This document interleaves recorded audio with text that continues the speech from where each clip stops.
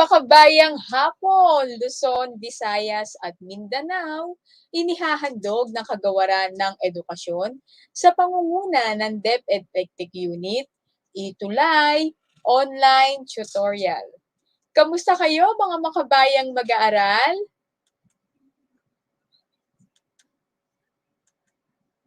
Muli ako ang inyong gurong makabayan sa wika at panitikan, Tutor Nel. Filipino 8, tayo ngayon ay nasa quarter 2, ika-6 na linggo na may paksang sanaysay. Isa na namang kapanapanabik at kasiyasiyang pag-aaral ng wika at panitikan. Handa na ba kayo? Kung kayo'y handa nga, sige papusuan nga ako dyan. Na-miss nyo ba kami?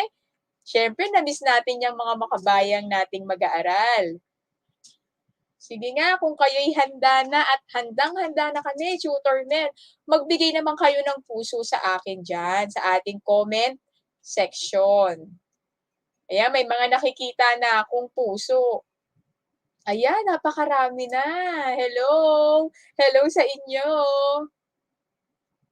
Ayan, talagang nakatutok sila. At mamaya magkakaroon tayo ng dagling bati upang batiin natin, bigyan natin ng pabatid at paalala ang lahat, lalo na yung mga nasa malalayong lugar natin. Pero bago dyan, at nakita ko namang handang-handa na kayo, maglaan muna tayo ng 1 minutong katahimikan at panalangin para sa mga kapatid nating biktima ng Bagyong Odette at mga kapatid natin na may sakit dulot ng COVID-19.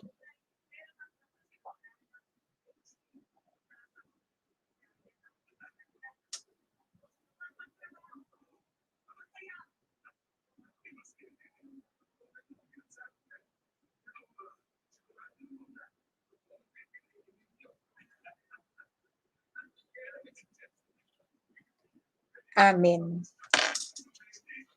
Muli, pinapanalangin natin ang kanilang kaligtasan, ang mga kapatid at kababayan natin na naapektuhan at biktima ng Bagyong Odette. Nawa ay maging matatag sila sa ganitong hamon ng buhay at manatili ang pananampalataya sa ating Panginoon. Gayun din ang mga dumaranas ng kahirapan sa kanilang kalusugan dulot ng COVID-19, panalangin at katatagan ng kalooban ang inialay natin sa kanila. At dahil dyan, meron din tayong pabatid. Dahil unang anibersaryo na ng itulay. Ayan, palakpakan naman dyan. Pinabati natin ang mga bumubuo ng itulay tutorial online na unang taong anibersaryo. Ayan, pagpupugay sa kanilang mahusay at magandang programa na naiitulay at naihahatid ang karunungan saan mang sulok ng Pilipinas. Okay? Tumungo na tayo sa ating dagling bati dahil nakita ko marami nang nasa comment section ng mga makabayang mag-aaral. At ang unang-una kong babatiin, syempre, walang iba kung hindi ang ating kapwa tutor na si Tutor Donna. Siya ay nagdiriwang ng kanyang kaarawan ngayon. Maligayang bati, Tutor Donna. Sana ay ligtas ka, manatiling payapa ang puso at ang kalooban. Ayan. At malakas ang pangangatawan, di ba? Okay, simulan na natin ang ating dagling bati. Pagbati kay Catlea Soriano, good afternoon po, watcher from Ingod Ramona Integrated High School, SDO Isabela. Ayan. Gayun din, andito si Kira Kilit Bon, watching from Ramon National High School. Hello sa'yo. Sumunod si Francine Jeronimo Reyes, good afternoon po. Watching from Partida National High School, San Miguel, Bulacan. Hello, San Miguel, Bulacan. Sumunod kay James Ulysses Chu. Good afternoon po, watching from RNHS 8 Mahogany. Good afternoon po kay watching Jessica Pascual from Ramon National High School. Beverly Joyce Lungayan from Ramon National High School. Aaron Ace Milo from Ramon National High School din. Leia De Vera from Ramon National High School. Cristel Jade Antonio, good afternoon po, from Ramon National High School. Nancy Tagalog. Hello sa'yo, Nancy. Watching po. Maligayang pagtutok sa aming itulay. At syempre, binabati ko rin kayo ng isang masigabo, ligtas, at manigong bagong taon. Dahil ngayon ay 2022 na. Di ba? Kaya nga tamang magpa-picture ka ng ganyan. 2022, okay? So, may pagbati pa tayo kay Angel Portes, magandang hapon po. Gurong Makabayan, Gurong Tutor Ronel, Tutor Mel mula sa CHS Caloocan. Hello sa iyo na. Pagbati rin kay Raven Manuel from Ramon National High School. Ayesa Agustin watching from RNHS. Angel Monique Vicente watching from Ramon National High School. Maylene Quezon watching from Ramon National High School. Tricia Dizon watching from Ramon National High School. Jewel Sabeliano from CHS Caloocan. Christopher Respicio, hello tutors. Ramona na Integrated Angandaan West District Isabela. Angel Fortes, nag-heart na si Angel. Chloe Viernes from Ramon National High School. Katrina Santiago from Ramon National High School. Evelyn Magdaya, CHS Caloocan. Catlea Suriano, Integrated, Ingod Ramon Integrated High School. Leia Joyce Bartolome, Jan Nathaniel Equipaje, Caloocan High School. Alexandra Valderrama, magandang hapon po. Jan Nathaniel Equipaje, Brian James Mendez, Angel Fortes, watch him from Ramon National High School. Ayan, ang dami na nila. Hello sa inyo. Ayan. Tapos na ang ating dagling bati, 1 minuto lang. O, di ba? Na-carry ko, di ba? Nagawa natin ng 1 minute. Okay, sumunod. Alamin natin kung anong inaasahan sa inyo ngayong linggo. Siyempre, Miyerkules na naman. At kahit bagong taon na, dapat punong-puno ng kaalaman ang ating mga makabayang mag-aaral. Dahil dyan, itong inaasahan sa inyo ngayong araw na ipaliliwanag ng maayos ang pansariling kaisipan, pananaw, opinyon at saloobin kaugnay sa akdang tinalakay. So dito pakikinggan ko kung paano nyo pinaliliwanag ang isang kaisipan na makikita natin sa akda. Okay, pero bago yan, may pagbati muli. Ayan, may pagbati muli tayo. Sandali lamang.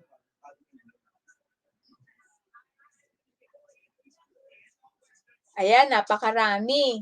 Ayan, good afternoon po, Eliza Flores watching from Calhay. Another Wednesday to learn new na naman po. O, diba? O, diba sinabi niya na agad? Ang galing nga. Liza May Banyes, good afternoon po from Caloocan High School.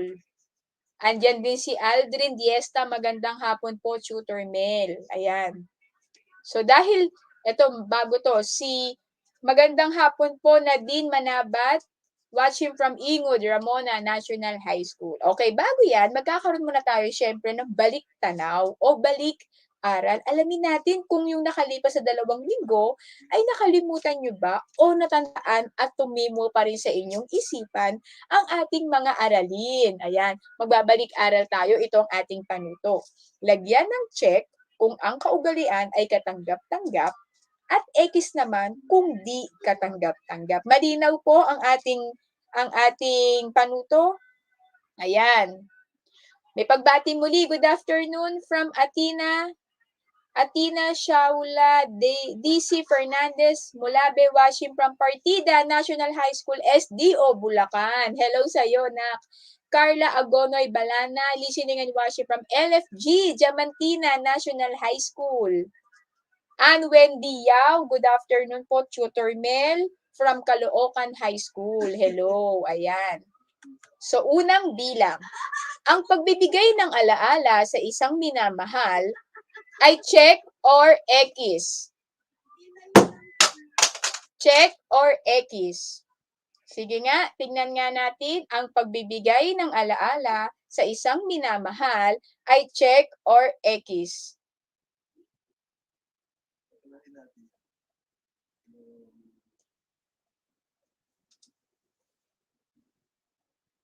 Tingnan nga natin, may nakaalala ba? O Ayan, ayan may pagbati rin. Makabayan at maligayang bagong taon po sa ating lahat. Pagbati kay Tutor Mel sa mga makabayang mag-aaral watching from Caloocan High School. Mula kay Basalel Jairo Katiis. Hello sa'yo, nak. Ayan. Gayon din kay good afternoon po, Francine Panalangin, Santa Lucia National High School, SDO Bulacan. Hello, Francine. Mary Margaret Montoya, good afternoon from Caloocan High School. Prince Glenner Cadelinia, listening and watching from LFG Caloocan High School. Okay, may sumagot na ba? Sige nga, lagyan ng check kung ang ating bilang ay katanggap-tanggap. Ayan, pagbibigay ng alaala sa isang minamahal. Siyempre, yan ay check. Ayan o, check, di ba? Yan, check. Ikalawa, ang pagpapadama ng paninibugho sa kasintahan. Ito ba ay katanggap-tanggap, X, o katanggap-tanggap, check? Sige nga. At ang mga nakakuha ng tamang sagot, marami na pala, sorry ha. Ayan, si Chloe Biernes, Alexandra Valderrama, Gabriel Contreras, Cana Biso, Christine Erica Fumio, Alia Bueniao, Basalel Katiis, Ayesa de la Cruz, Ann Wendy Yao, Francine Leon Panalangin, Abigail Norberte, Lemuel Ligtas, Dominic Campos, ang dami na nakakuha ng tamang sagot. Magaling, makabayang clap, di ba? At ikalawa, ang pagpapadama ng panibugho sa kasintahan. Ito ba ay katanggap-tanggap o hindi? O hindi katanggap-tanggap? Sige nga, tignan nga natin. Sino nakakuha ng tamang sagot? Ayan, eto, sumagot na si Catlea Soriano at ang sagot niya ay X, tama. Si Beverly Lungayan, Lemuel Ligtas, Eliza Flores, Francine Reyes, Nathaniel Equipaje, Jessica, Liza Bañez, Atina Fernandez, Eliza Flores, Basalel Katiis, lahat sila ay nakakuha ng tamang sagot at ang tamang sagot ay X. Hindi dapat pinakikita o ipinadadama ang paninibugho sa iyong kasintahan. Ikatlong bilang, ang pagtalikod sa mga minamahal sa buhay para sa bayan. Ito ba ay katanggap-tanggap or check? O hindi katanggap-tanggap? Sige nga. Ayan, may nakita na akong sumagot. X po, tama. Ang pagtalikod sa mga minamahal sa buhay para sa bayan, ito ay X. Kasi hindi naman porket pinagtanggol mo ang bayan ay tinalikuran mo na sila. Ito ay bagong tungkulin na nakaatas sa'yo. So, hindi siguro tama yung pagtalikod. Okay? So, X yan. Ikaapat, pagpili sa mga magulang sa mapapangasawa ng anak. Yan ba ay katanggap-tanggap na kultura o tradisyon o hindi katanggap-tanggap? Sige nga. Ayan, sumagot na si Chloe Biernes, Catlea Soriano, Ayesa de la Cruz, Cana Biso, Jessica Pascual, Francine Panalangin. Ang sagot niya ay X. Tama, hindi rin ito katanggap-tanggap, 'di ba? Mas mabuti na pumili ang iyong anak ng talagang taong mahal niya at kakilala niya. Okay, ikalimang bilang, ang pagpaparusa sa mga bilanggo sa pamamagitan ng pagpalo ay katanggap-tanggap ba o hindi katanggap-tanggap? Sige nga, parang may nakita na akong tamang sagot eh. Ayun, kay Chloe Biernes, Chloe Biernes, Hannah Santos, Francine Panalangin, Abigail Norberte, Erica Fumio, Dominic Campos, Ayesa de la Cruz, at ang sagot nila ay X o hindi ito katanggap-tanggap. Mahusay! Dahil dyan, meron kayong puso din. Dahil alam kong na-miss nyo ang itulay at na-miss nyo ang ating sesyon ngayong araw. Sumunod na gawain, tumungo naman tayo sa ating wika rambulan. Alam kong maraming naganap na 2 linggo, di ba? Dahil nga nagdiwang ng Pasko at nagdiwang din ng bagong taon. Maraming naganap sa inyo ng mga panahon na 'yan. Siguro naman hindi niyo nakaligtaan ang ating pakulo serye na Wika Rambulan. So dito meron tayong bubuuing awitin, okey? Buuin ang mga ginunong letra mula sa linya ng awitin sa itaas na kulang o blanko. 'Yun ang bubuuin natin para makapagbigay tayo na makumpleto natin yung linya ng kanta. Okey, naintindihan po? Ayan, marami na. Sige nga kung handa na kayo sa ating wika rambulan, bigyan ako ng puso. Ayan, papuso naman diyan kung kayo'y handa na. Ayan, ang dami na kaagad nagpuso. Okay. Ayan, may pagbati tayo. Good afternoon po, Medina Micaela Eunice from 9 from Caloocan High School. Hello sa'yo, nak. Ayan. Okay? So, naunawaan, ang dami na nagpuso. Unang bilang. Tayo'y mga blank, tayo'y hindi kano. Okay, ano kaya ang hula nyo dyan sa blanco o ginulong letra? Ayan, kay Nadine Manabat. Good afternoon po. Watching from Ingud Ramona Integrated School, Angandaan West District, Grade 8, SDO Isabela. Hello sa'yo, nak. Ayan. Ayan, sumagot na si Chloe Biernes. Pinoy from Ramona National High School. Tayo'y mga blank, tayo'y hindi kano. Pinoy kaya 'to? Ayun, tama, husay. Makabayang clap sa'yo. O buuin natin. Tayo'y mga Pinoy, tayo'y hindi kano. 'Di ba, 'yun yung awitin, mahusay. Ayan, ang mga nakakuha ng tamang sagot, Alexandra Valderrama, Kiana Biso, Francine Panalangin, Aliyah Buenyao, Ashley Lunca, Janison Zamora, Kathleen Soriano, Christine Fumio, at marami pang iba. Ayan, marami silang nakakuha ng tamang sagot. Mukhang alam niyo yung kanta na yan, ah. Tumungo tayo sa ikalawang bilang. Dito sa blank, ako isinilang. Ayan. Sige nga, dito sa blank, ako'y isinilang. Ayusin niyo nga yung ginulong salita o letra upang makabuo tayo ng salitang angkop sa kanta. Sige nga, kung ang unang bilang ay Pinoy, ano ang sumunod na bilang? Ayan, meron pa tayong mga pagbati. Ayan, kay Kurt Ivan Santiago Binaya, good afternoon po, watching from Ramon National High School. Hello sa'yo, Ivan, Kurt Ivan.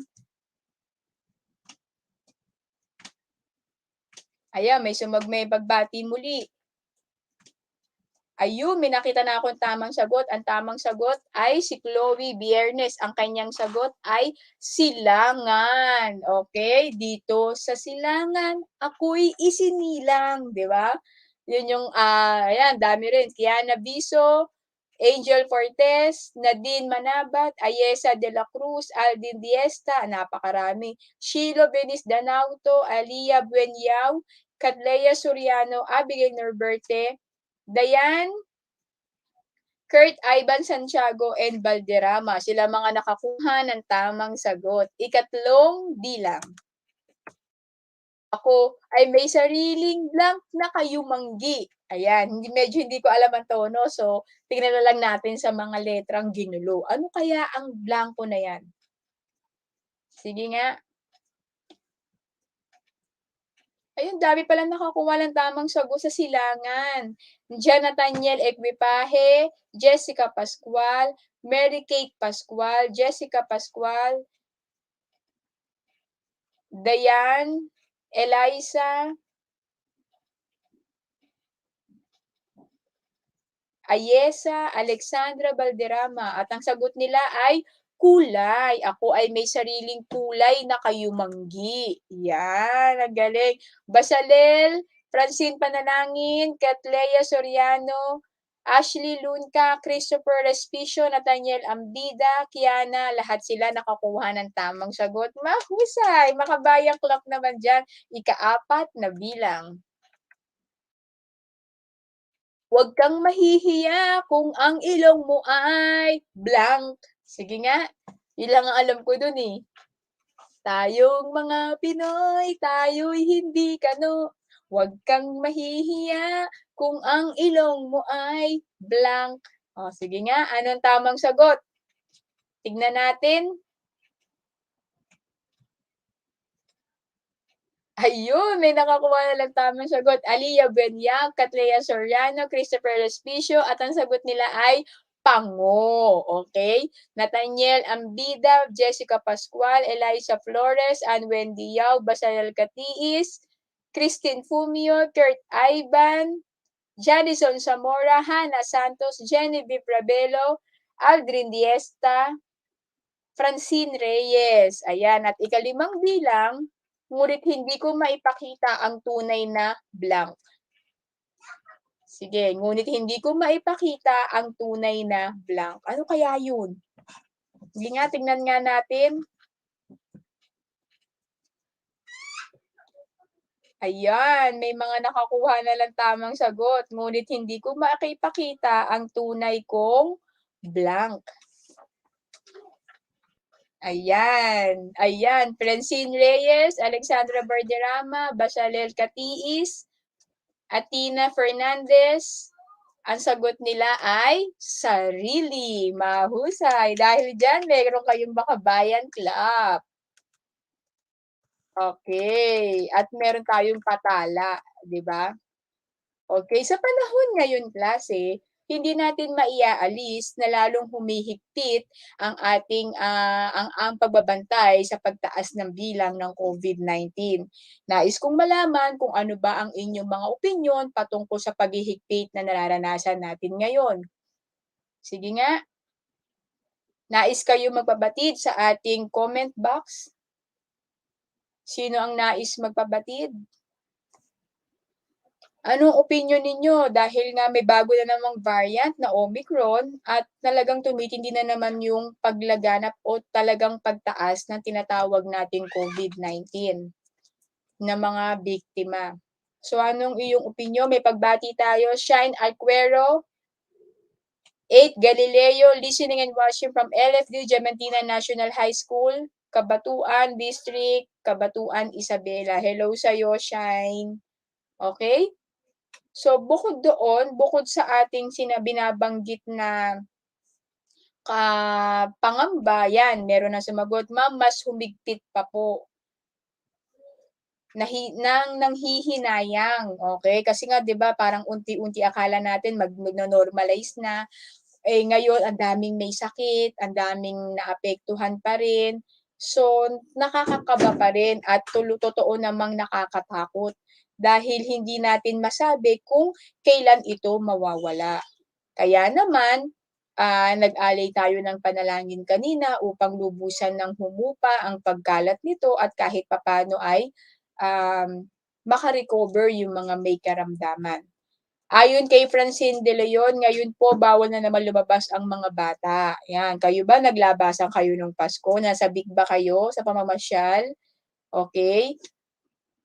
Okay, eto naman sabi ni Eliza Flores, "Okay lang naman po ma'am kaso sana 'wag po katulad ng dati na sobrang hirap na pinagdaanan ng mga tao tapos higpit na naman babagsak na naman sila ulit which is napakasakit na malaman." Tama, okay. Kasi dito pa lang, ang apektado ng tinatawag nating Alert Level 3, hindi makalalabas ang bata. Apektadong ekonomiya, plus dahil sa nangyari na 'yan tumataas talaga ang bilang ng mga, nahahawa, pamilya na, 'di ba? Kaya tama lang din na higpitan, okey?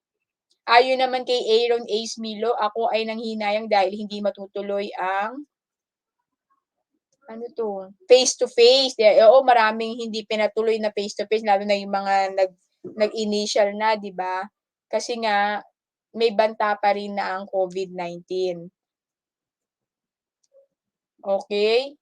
Ayon kay Jarin Angeles, "Wag po laging lumabas kung hindi naman kailangan." Tama, maging disiplinado parang yung kasi yung nagkulang, eh. Pinayagan tayong lumabas, yung iba nagtatanggal ng mask, yung iba dikit-dikit pa rin. Kailangan yung SOP, yung tinatawag, yung health protocol pa rin natin dapat ay nasusunod bagaman tayo ay nasa labas. Okay, ayan ma'am. Ayon kay Ann Wendy Yao, mas humigpit po ngayon pero wala po tayong magagawa kung hindi makinig at sumunod para sa kaligtasan ng lahat. So maganda dahil naibibigay niyo yung inyong mga opinyon at nakikita ko na aware kayo at bukas ang inyong kamalayan at diwa sa nangyayari sa ating, ah, mundo. Ngayon magkakaroon tayo ng bahagi ng awitin ni Florante at nais kong babasahin ko muna ito at nais kong bigyan niyo ng opinyon o saloobin ang kanyang awitin kahit yung first stanza or second stanza. Ako'y isang Pinoy, okay? Hindi ko siya masyadong memorize sa kanta, babasahin ko na lamang. Ako'y isang Pinoy sa puso't diwa, Pinoy na isinilang sa ating bansa.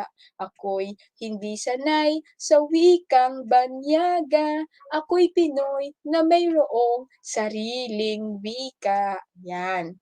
Yung ikalawa, wikang pambansa ang gamit kong salita, bayan kong sinilangan, hangad kong lagi ang kalayaan. Hindi ko kasi alam yung tono niya, pero yun, patungkol diyan. Ito'y bahagi ng awit ni Florante na nais kong bigyan niyo ng saloobin o opinyon niyo o kaisipang mahihinuha niyo sa kanyang mga linyang salita. Sige nga. Ayan, may nagbahagi din, si Eliza Flores. Ma'am, sa totoo lang po, isa rin po ako sa nagkasakit. As in normal na sakit. Confirm po na COVID kaagad. Okay. So, di ba, hindi natin maiwasan kasi unang-una malamig ang panahon, may ibo at sipon, kaya dinideclared na kagad ng COVID kahit hindi pa dumaan sa test. Kaya doble ingat tayo ngayon. Tamang manatili muna sa bahay. Kung hindi kinakailangan ng paglabas, dito muna tayo sa bahay. Okay? May pagbati kay Tricia Tuliao. Good afternoon, grade 8 Nara, watching from Ramon National High School. Hello sa'yo, Tricia. Ang sabi naman ni Ayesa de la Cruz, proud po siya na siya'y Pinoy, na ipinagmamalaki niya po na dito siya isinilang. O tama, mula doon sa awitin o bahagi ng awitin ni Florante, di ba? Siya po ay pinagmamalaki niyang siya'y Pinoy sa puso at kanyang diwa. At siya'y Pinoy na isinilang sa sariling bansa. Ayon naman kay Christopher Respicio, ipinagmamalaki po niya na lagi ng ang kanyang lahing pinagmulan. Tama. Ayon naman kay Francine Reyes, ipinahahayag niya na isa siyang Pinoy. Kay Aliyah Bueniao, nararapat pong ipagmalaki di lamang sa salita kung hindi pati sa gawa ang pagiging Pinoy. At ayon din kay Basalel, pinagmamalaki sa hitsura, kultura at pamumuhay ng ating bansa, huwag ikahiya ito. Okay? At syempre may pahabol si Francine Panalangin, ipinagmamalaki po niya kung saan siya nagmula. So kung titingnan mo, marami kang maaring sabihing hinuha, marami kang sabihing opinyon, saloobin at kaisipan mula sa isang bahagi lamang ng tula. At yan ang tinatawag nating pinagmulan ng sanaysay. Okay? Alamin natin ano ba ang sanaysay.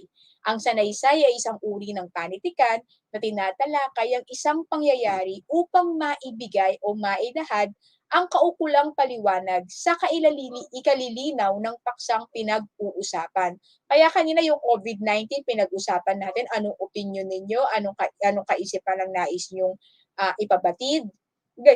Gayun din kapag tayo naman ay nagbasa o meron tayong hinalaw na isang portion o isang bahagi ng awitin, maaari rin tayong maglahad ng ating mga saloobin at tinatawag natin itong sanaysay. Okay? Ito ay pagpaliwanag sa ikalilinaw ng paksang pinag-uusapan. Ang akdang ito ay maaring maikli o mahaba. Inaayos na lamang ang inihayag na kuro-kuro o opinyon, damdamin at saloobin, pag-unawa sa kaisipan at sa pananaw ng manunulat.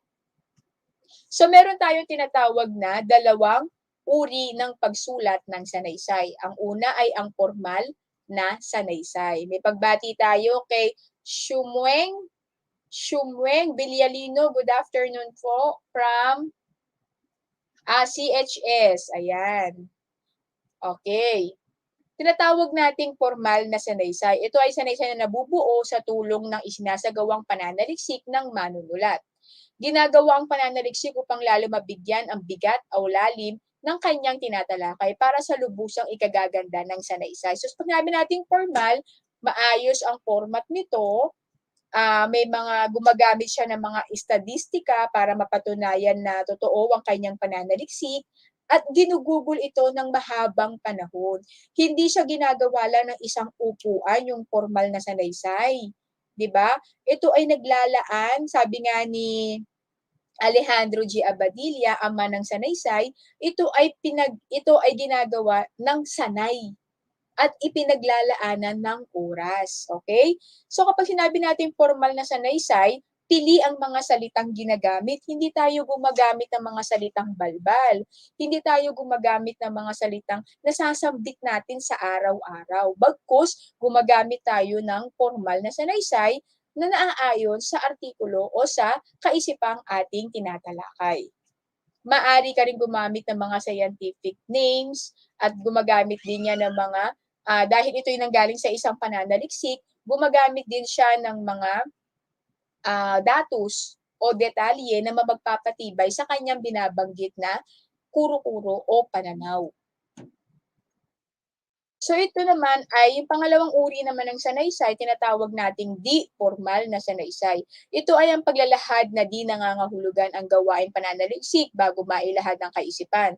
Casual, ika nga ang paglalahad ng animoy nakikipag-usap lamang. Simple ang pananalita, pananalitang gamit at maaari pang singitan ng mga balbal na pananalita. Mapagtawa minsan at naglalahad, ngunit tulad ng formal na sanaysay, may diwang ipinahahayag. Sa uring ito, sariling talino ng manunulat ang umiiral sa buong sanaysay. Pag sinabi nating informal o di formal na sanaysay, ito'y palakaibigan lamang. Magaan, pero andun pa rin yung diwa na ikaw ay nagpapahayag ng sarili mong opinyon. Okay? Ng saloobin mo patungkol sa isang paksang pinag-uusapan. Hindi porket ito hindi formal kung ano-ano lang sasabihin mo diyan. Kailangan ano pa rin yung diwa mo ng pagpapahayag. Okay? At maayos pa rin ang pagpapahayag na iyong ginagawa. Bagamat ito ay di formal, pag sinabi nating di formal klase, maaaring ito ay pang-araw-araw na sinasambit ang mga salitang ginagamit, hindi ganoong kalalim, maaaring naririnig na rin o nahihinuha na din yung mga paksang tatalakayin para mas maging pamilyar tayo, okay? At sumunod, palakaibigan at mababaw din yung approach o yung tinatawag natin na pagbibigay ng punto de vista diyan sa ating di formal na sanaysay.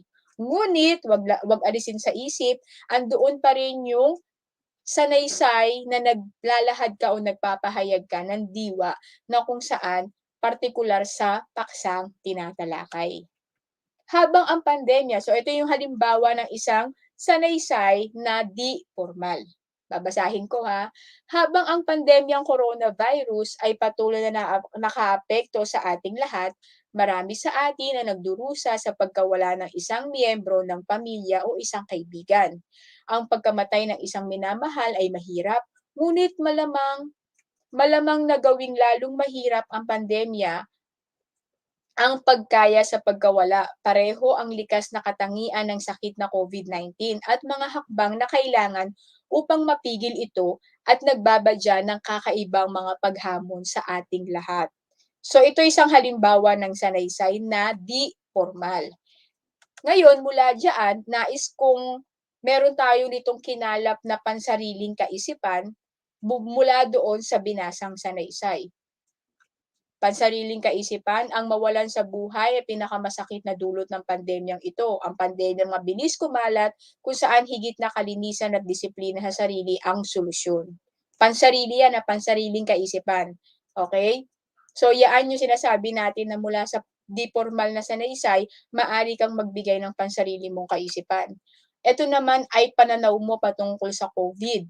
Sino man sa anumang edad ay maaaring magkasakit. Ang mga taong nagkakasakit ng COVID-19 ay maaaring makahawa sa iba. Kahit paminsan parang wala silang sakit, ngayon higit na kailangan ng iba yung pag-iingat at pagpapalakas ng katawan. Sumunod, opinyon. Hindi namimili ang mga virus kaya't iwasan ang mga pagpapalagay tungkol sa kung sino sa tingin natin ang may sakit.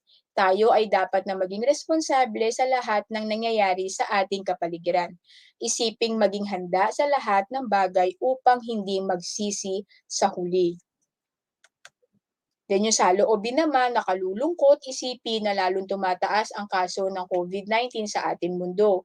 Lahat ng tao ay biktima nito, nag-aalala paminsan-minsan at kung mag-iisip ng maaga ay makatutulong ito sa pagbabago ng lunas upang hindi tayo gaanong mangamba. Ugaliin lamang natin ang maging alerto sa lahat ng bagay. So kung titingnan nyo klase, sa mga binanggit natin na di formal na pagpapahayag, saloobin,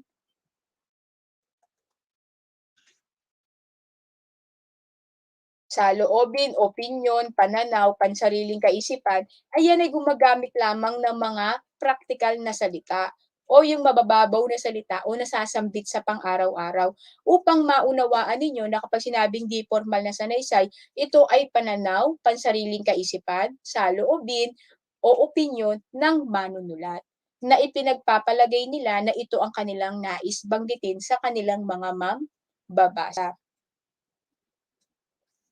So naunawaan ang dalawang uri ng sanaysay, meron tayong formal at di formal na sanaysay.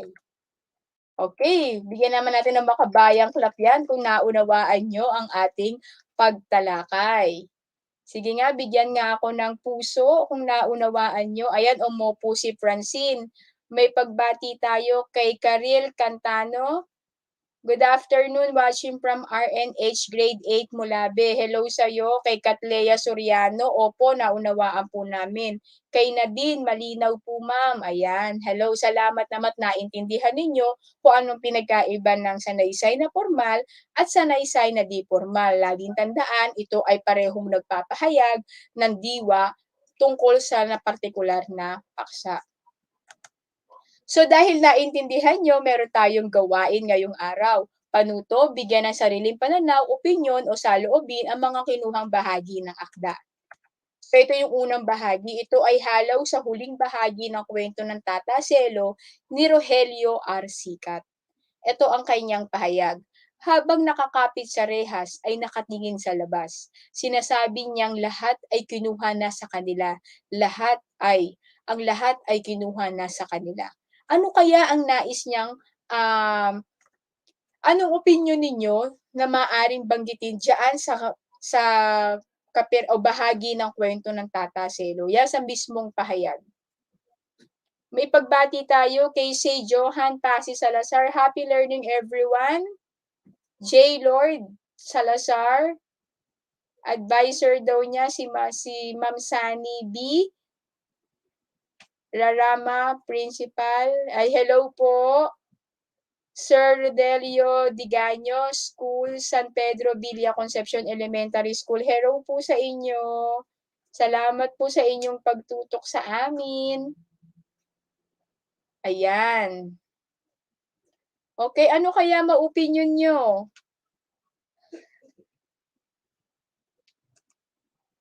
Ayan, salamat po. Ayan, sige nga, nais kong malaman kung anong opinyon nyo o saloobin nyo sa bahaging ito.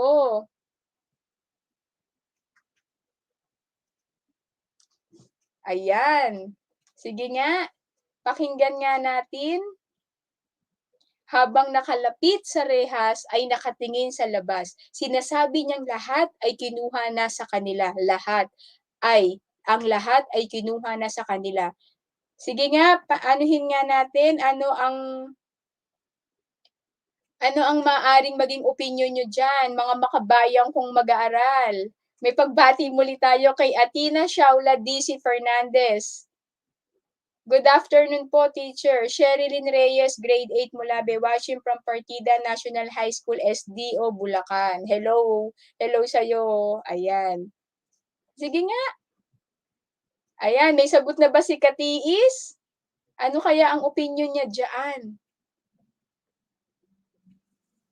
Ayan, parang ma'am nanghihinayang, ayan may nanghihinayang daw, dahil nga sa kanyang, kinuha ng lahat-lahat sa kanya. Pamilyar ba kayo sa kuwentong Tata Selo?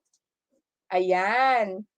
Ayan, may sagot si Francine Panalangin, "Sa akin pong palagay ay nakakulong siya at nakatingin sa labas, sapagkat nakulong siya at kinuha sa kanya ang lahat-lahat." Okey, tama kasi siya yung nakapatay, eh, 'di ba?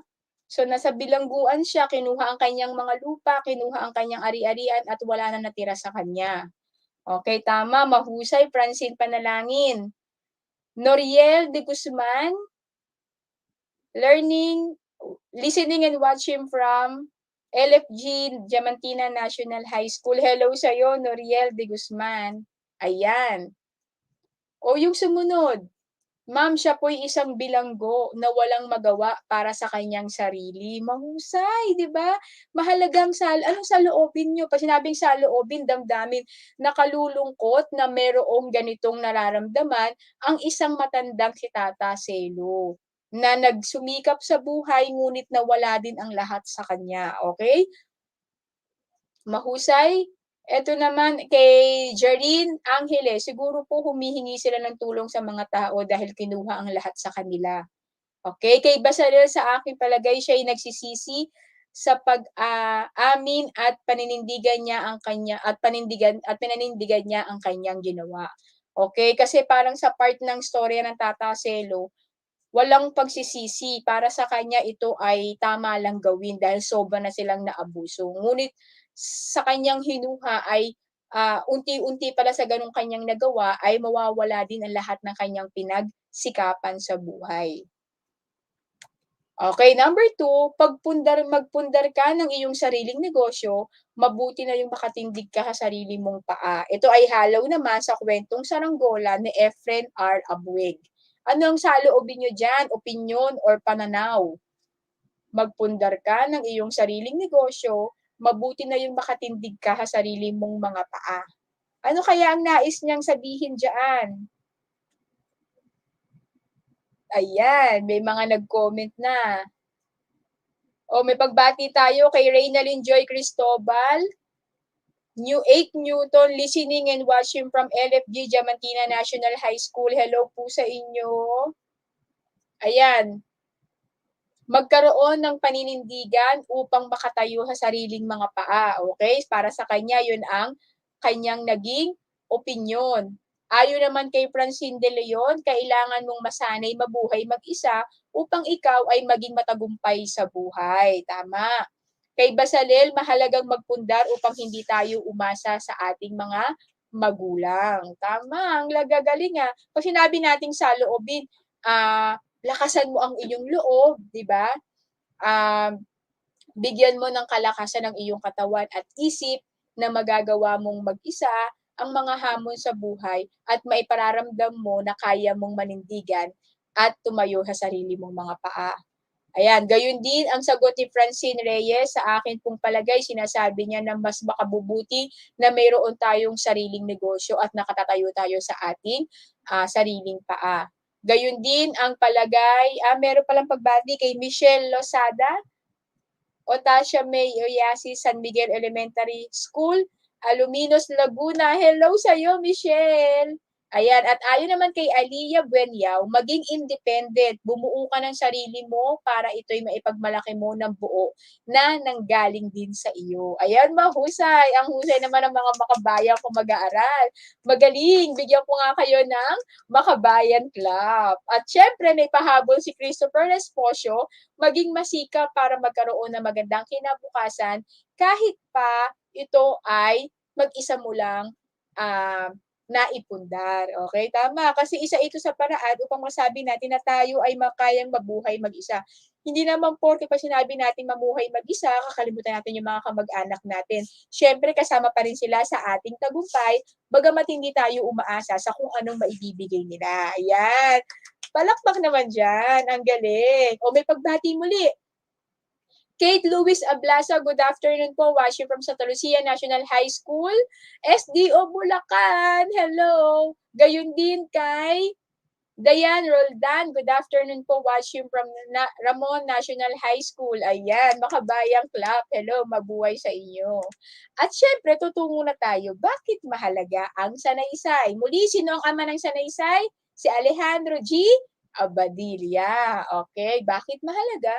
Ang bawat akdang pampanitikan ay mabisa, lalo pa kung ang alam natin ay ang wastong paggamit ng mga ito. Nagbibigay ito ng katiyakan mula sa bawat uri nito at kasiyahan naman sa katangian. Higit na mahahasa ang kasanayan sa pagsulat ng sanaysay mula sa kamalayan natin bilang nagkakaisang, makabayang, Pilipino. Tandaan, hindi dapat tayo matuto makontento lamang sa nakatingin. Kailangan matuto tayong magsaliksik at sumulat ng sanaysay sa kamalayang nangyayari sa ating mundo o sa ating bansang minamahal. Okay? Dahil dyan, muli, ayan si Tutor Ronel, supportahan natin siya sa ating Itulay TV tuwing tanghalian, Biyernes ng tanghalian. Samahan natin siya, okay? Mga makabayan kong mag-aaral, panawagan, okay? Muli ako ang inyong gurong makabayan sa wika at panitikan, Tutor Mel, na laging nagpapaalala ang mabuting halimbawa ay higit na mabisa kaysa salitang dakila. Paalam! At syempre, mahalaga sa amin ang inyong komento at suhestyon, kaya i-click lang ang QR code na yan at maaari kayo magpadala sa amin ng inyong suhestyon, komento sa naging karanasan ninyo, o pwede rin kayo mag-selfie at ibahagi ang ating link upang mas marami pa ang makatugon at makatutok sa ating programang Itulay.